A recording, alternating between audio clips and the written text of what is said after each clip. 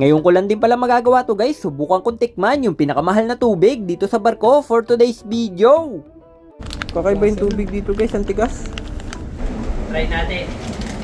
Ay, ganito pala yun guys oh. Parang sa chain ng shampoo. Medyo curious lang talaga ako kung anong lasa nito, matitikman lang kasi to kung sakaling lumubog yung barko. Tara, alamin natin, let's go! So, ayun na nga guys, bago tayo uminom ng panulak, syempre, kailangan muna natin ng pambara, kaya dumiretso muna ako sa kusina. Oh, she!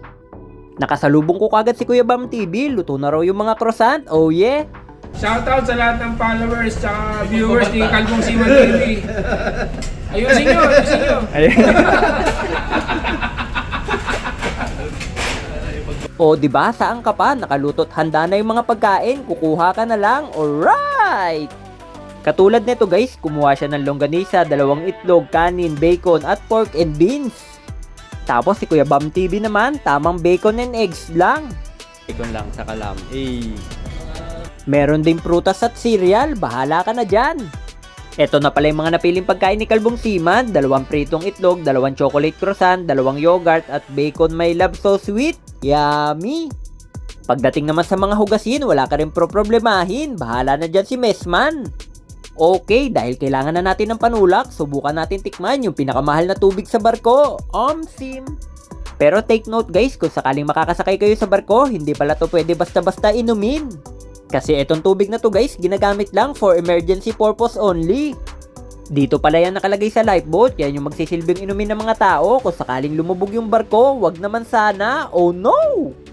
Kaya pala nilabas yan guys, kasi nagpunta kami sa napakalamig na lugar, baka mamaya maging ice candy, masira yung mga pakete, oh yeah! Pero sakto, buti na lang nabigyan tayo ng permiso, curious pa naman ako kung anong lasa nito, tara, tikman! Yan, kaya titikman natin yung isa guys ha, try natin. Ang expired 2025, ayan guys oh. 2025 pa yan. Expired. Tingnan natin guys ha kung anong kasa.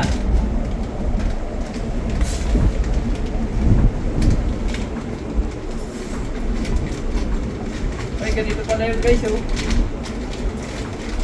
Ito pala yung tubig doon sa barko. Ayun guys. Laki ba? Parang sa chain ng shampoo. Tingnan natin guys ha. Malinamnam.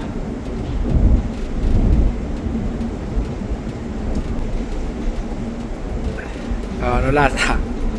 Tubig pa rin. Diyan ang lasa, tubig pa rin. Ang sarap guys, lasang buko. Sisto model na to ah. Diyan. Sarap guys, lasang buko. Alright.